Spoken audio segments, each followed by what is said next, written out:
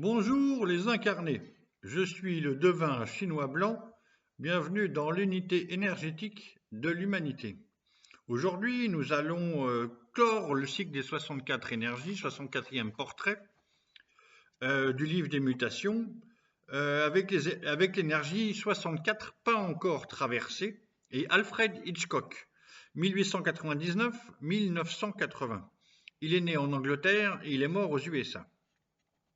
Puisque le couple énergétique 63 déjà traversé et 64 pas encore traversé ferme et réouvre le cycle des 64 énergies du livre des mutations, je suis obligé, comme hier, de vous parler de ces deux énergies.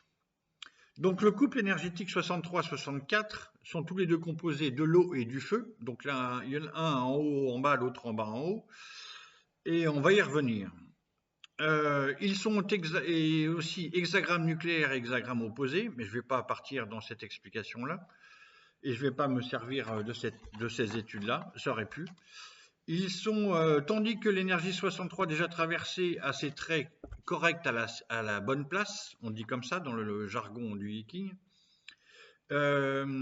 l'énergie 64 pas encore traversée a toutes les places incorrectes. Les yin et les yang ne sont pas la bonne place, ce qui crée un déséquilibre propice à recommencer un nouveau cycle énergétique complet. Donc, le couple énergétique 63 déjà traversé et 64 pas encore traversé ont aussi en commun de posséder le même animal symbolique, le renard. Le renard, dont dans l'étude du texte des traits, qui est la partie la plus divinatoire où on peut reconstituer la chronologie de la vie de la personne, son destin et destinée. Dans le texte des traits, au premier trait, on voit la queue du renard mouillée qui prend la flotte, et on suit le renard tout au long des 6 traits, et à la fin, il se trempe la tête. Puisqu'il s'agit, pour le renard, d'une traversée, comme les noms des deux hexagrammes le montrent, une traversée sur un lac ou en tout cas une eau gelée, sans trop se mouiller, sans tomber dans l'eau gelée. Il y a les risques de la traversée. Donc voilà pour les impératifs. À présent, je vous donne ma liste de devinettes des personnes qui vivent ou qui ont vécu dans cette énergie 64 pas encore traversée. Au masculin, ça donne Voltaire, Sartre, William Faulkner, qui est un grand écrivain américain, et Hitchcock alors. Au féminin, ça donne George Sand, Marguerite Duras et Hélène Darroze, qui est une cuistot étoilée. Alors voilà pour l'énergie. Maintenant, on va s'orienter vers le portrait d'Alfred Hitchcock, où je vais poser la caméra seulement sur deux choses. Un, sur les deux éléments qui composent cette énergie, et deux, sur l'étude de la grande image. Avec ça, je vais essayer de vous faire comprendre ce portrait énergétique d'Hitchcock. Pourquoi l'énergie d'Hitchcock parle de son métier à lui, de son œuvre et de son travail, et de sa personnalité, tout en même temps. Dans l'énergie 64, pas encore traversée, l'élément du feu se trouve au-dessus de l'eau. On a de l'eau et on a le feu qui regarde l'eau par-dessus. Premier point très précis. Le feu se trouve au-dessus de l'eau. J'ai des mouches partout, ça m'agace. Je rappelle que les qualités élémentaires de l'eau et du feu sont... Alors, les qualités élémentaires de l'eau sont la profondeur, l'endurance et la peur ou l'angoisse. La profondeur, l'endurance, la peur ou l'angoisse. Les qualités élémentaires humanisées aussi du feu sont la lucidité, la clarté, l'éclat et la vivacité. La lucidité, la clarté, l'éclat et la vivacité. J'ai déjà exposé tout ça dans une longue vidéo, une des premières, une des 3 ou 5 premières, qui s'appelle le miroir magique, où vous pouvez trouver les éléments, les qualités humanisées des éléments, et votre énergie à vous, ou celle des autres. Donc Alfred Hitchcock est donc né en 1899 en Angleterre et mort aux États-Unis en 1980. C'est un réalisateur, scénariste et producteur de cinéma. Hitchcock est célèbre pour être connu, il est connu pour être le maître du suspense. Alors, je parle pour la jeune génération parce que ma génération, puis celle d'avant, on sait tout ça par cœur. Mais qu'est-ce que le suspense si ce n'est un savant mélange de peur et d'angoisse, mais observé avec lucidité, montré avec clarté et vivacité et éclat. Alors, je rappelle qu'Hitchcock a débuté avec le cinéma muet, puis le cinéma sonore, et ensuite il est passé du cinéma noir et blanc au cinéma couleur. Il a vu toute l'évolution, et au début il a travaillé pour des grandes firmes, il ne pouvait pas se financer lui-même, donc il y a toute une traversée pour parvenir à maîtriser son art et réaliser les films qu'il voulait complètement. Donc, je citerai vers la fin quelques-uns de ces chefs-d'œuvre.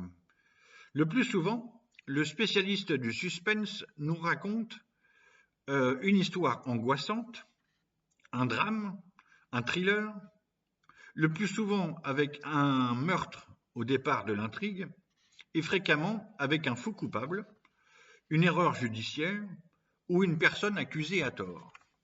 C'est souvent ça qui décroche le scénario et l'intrigue.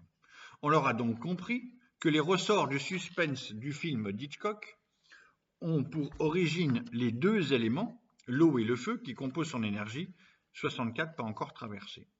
D'ailleurs, chacun de ces films est à entendre comme une traversée à suspense du renard, mais une traversée. La traversée de la peur, la traversée de l'angoisse, la traversée de la culpabilité, l'expérience de ceci ou de cela, ou de la phobie aussi. Et c'est là que l'étude de la grande image nous aide à mieux comprendre ce choix de scénario et ce choix des caméras. De la caméra, qu'est-ce qu'elle filme? Comment elle le filme?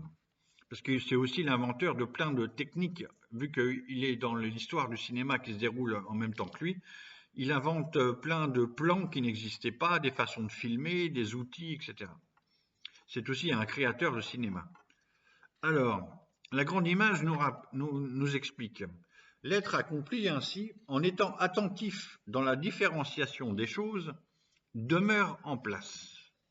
Alors, être attentif dans la différenciation des choses, ça nous parle du comment Hitchcock raconte et déroule son histoire au spectateur, comment il trace son scénario, il le montre au spectateur. Bon, demeure en place, ça rappelle plein de choses, et notamment un détail que je rappelle, il était connu pour ça. Hitchcock aimait à apparaître furtivement dans ses films, ainsi qu'avec sa femme Alma, ce qui lui faisait un peu de pub, et en même temps, c'est devenu sa marque de fabrique. Alors, Hitchcock a tourné 53 films et une série de 26 minutes en 268 épisodes. J'ai vu ça quand j'étais adolescent, et il y en a quelques-uns qui me marquent encore, comme la personne qui est enterrée vivante.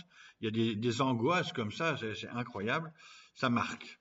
Alors, je cite quelques-uns de ces chefs-d'œuvre. En 1958, Sueur froide, ou Vertigo, suivant les traductions, avec la phobie du vertige, et le meurtre, la scène du meurtre très célèbre sous la douche, avec la musique qui fait peur.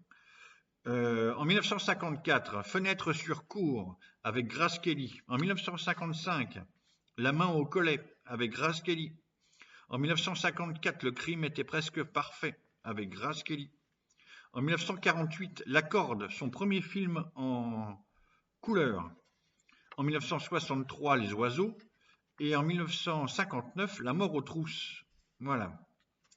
Je conclus par un petit quatrain divinatoire. Hitchcock n'avait pas encore traversé l'eau du feu. De l'angoisse à la lucidité, réalisateur, présence allusive Alma, génie de l'intrigue, suspense au cinéma. Merci et à bientôt.